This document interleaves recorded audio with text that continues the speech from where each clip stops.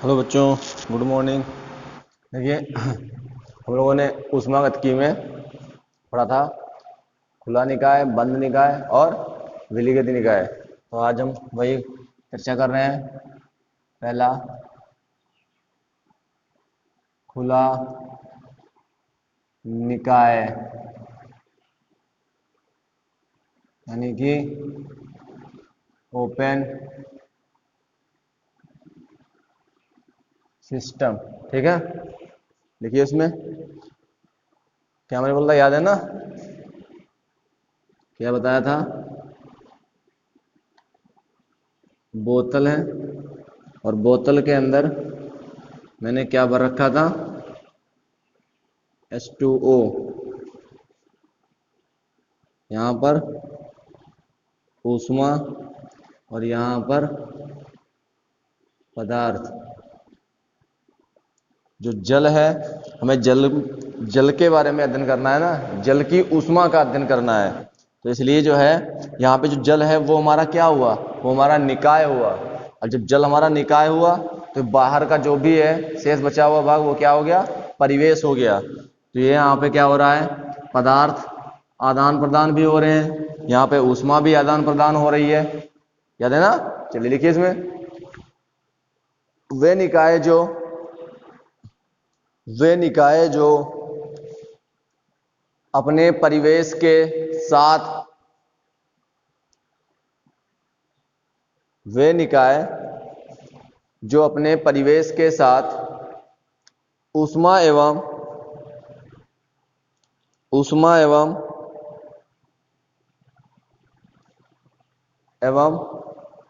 पदार्थ दोनों का आदान प्रदान करता है। ऊष्मा एवं पदार्थ दोनों का आदान प्रदान करता है, खुला निकाय कहलाता है। खुला निकाय कहलाता है।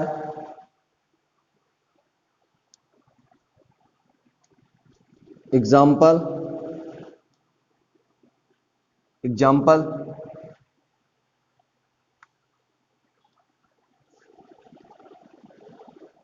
गिलास में रखा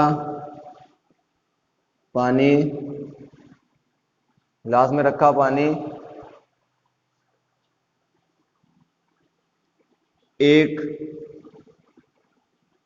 मनुष्य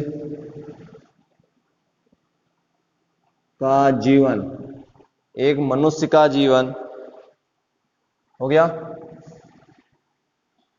नंबर 2,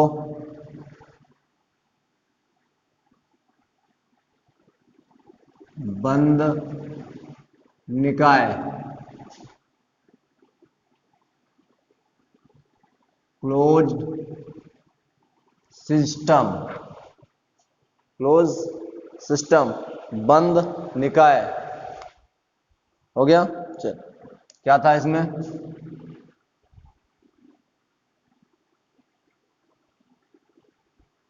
बोतल है, पानी है, ये बंद कर दी गई है, बंद है H2O, लेकिन पदार्थ का तो आदान प्रदान नहीं होता है, लेकिन ऊष्मा का आदान प्रदान होता है। तो लिखिए इसमें वे निकाय जो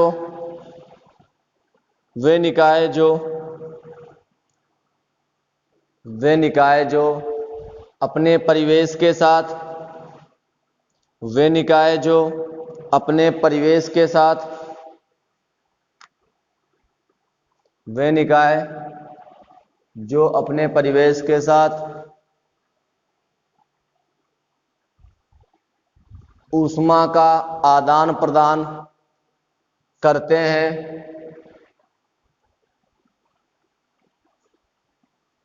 वे निकाय जो अपने परिवेश के साथ ऊष्मा का आदान प्रदान करते हैं, लेकिन पदार्थ का नहीं, लेकिन पदार्थ का नहीं,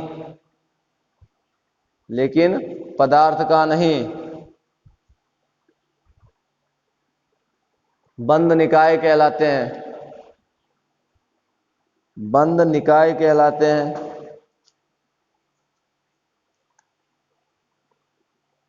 हो गया? हो गया ना? बंद निकाय कहलाते हैं। एग्जाम्पल किताब से देख के लिख लेना, ठीक है ना? एग्जाम्पल किताब से देख के लिख लेना बेटा, टाइम मत खराब करना, ठीक है?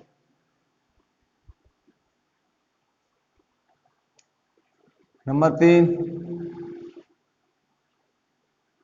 विलगित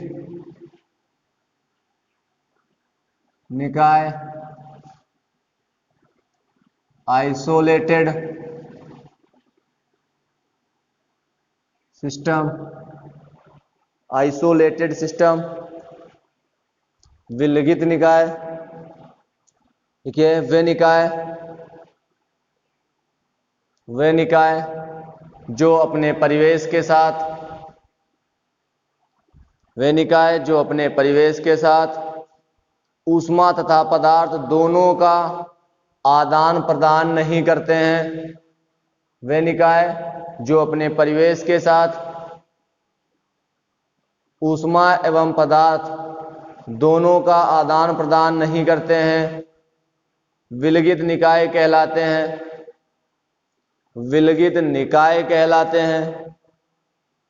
एग्जाम्पल अपने आप लिख लेना बेटा, ओके? ओके है ना?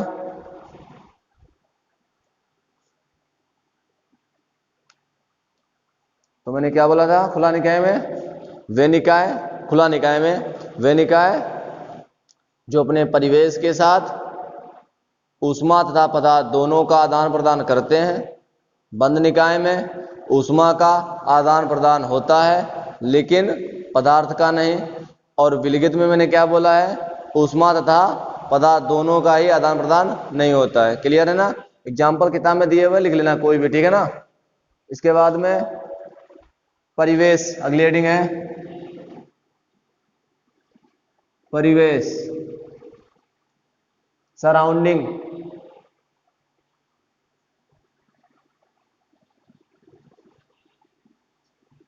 सराउंडिंग होता है सराउंडिंग,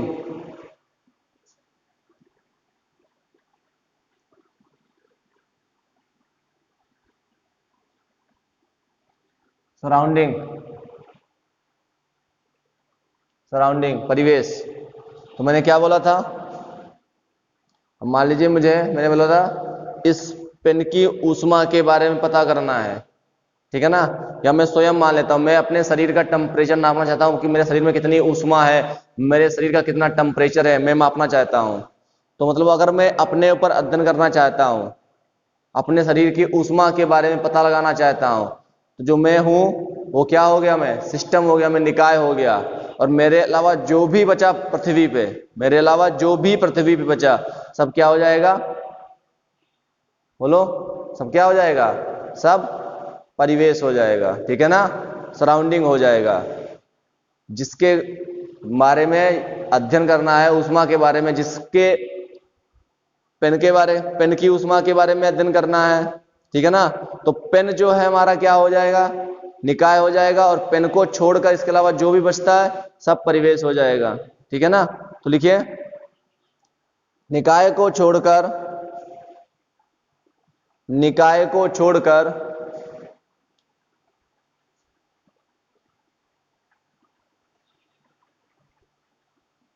निकाय को छोड़कर ब्रह्मांड का शेष भाग, निकाय को छोड़कर ब्रह्मांड का शेष भाग परिवेश कहलाता है।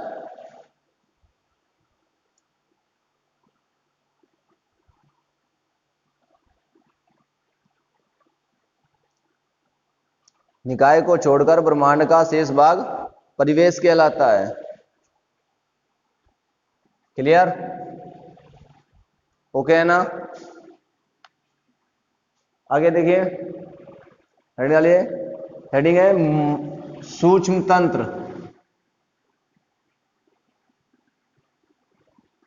सूक्ष्म तंत्र अगली हेडिंग है तंत्र को मतलब निकाय, वही सूक्ष्म निकाय और सूक्ष्म तंत्र।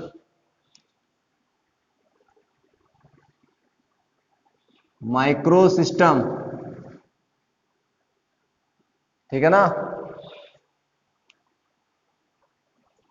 ओके ना। चलिए अब देखिए, हमारे पास में बूंदी का लड्डू है, उस बूंदी के लड्डू में से एक, केवल एक बूंदी निकाल लूं मैं।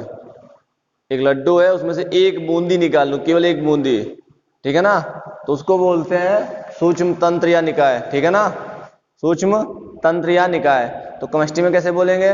केमिस्ट्री में एक अणु, परमाणु या आयन, जैसे कि मान लीजिए चाक है, चाक को मैंने पीसा, तो चाक को पीसने पर बहुत से कण बनेंगे, उसमें से एक, केवल एक कण निकाल लो। जैसे कि हाथ में मेरे चने हैं और चने में से मैंने क्या किया, एक केवल चना उठा लिया, तो उस एक चने को क्या बोलेंगे? एक चने को केवल सूक्ष्म तंत्र बोलेंगे। तो लिखिए, एक अणु, एक अणु, परमाणु या आयन को, एक अणु, परमाणु या आयन को, आयन को सूक्ष्म तंत्र कहते हैं।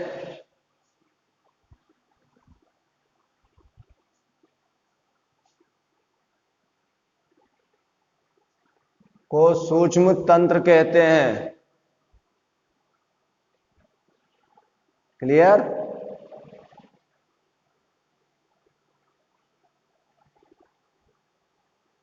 सूक्ष्म तंत्र कहते हैं।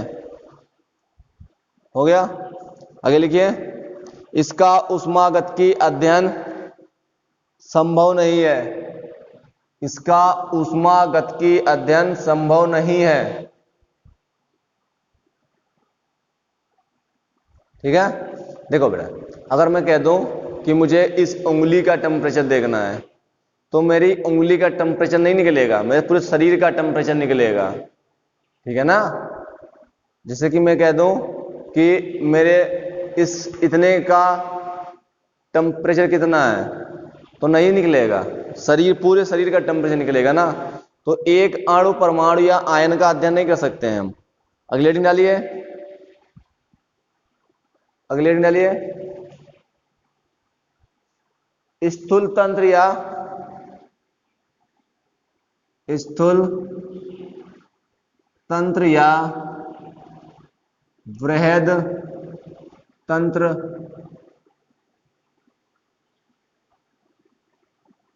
आप चाहें तंत्र के स्थान पर निकाय भी लिख सकते हैं, वही मतलब ऐसे हम। मैक्रो सिस्टम, ठीक है, मैक्रो सिस्टम।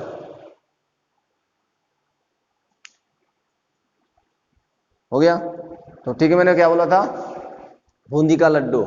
तो अब अगर मैं एक बूंदी के लड्डू लिया, उसमें से एक बूंदी निकाली, उसका अध्ययन करने जा रहा हूं, नहीं हो पाएगा।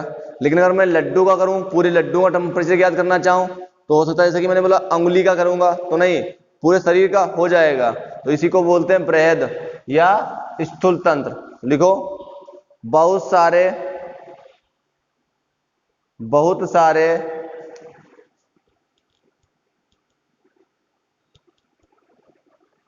बहुत सारे अणु, परमाणु या आयनों से बने निकाय को स्थूल तंत्र कहते हैं।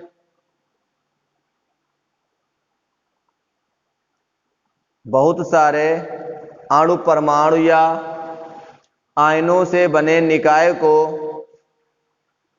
स्थूल तंत्र कहते हैं। इसका ऊष्मागतिकी अध्ययन किया जाता है। इसका ऊष्मागतिकी अध्ययन किया जाता है। हो गया? हो गया? धन्यवाद।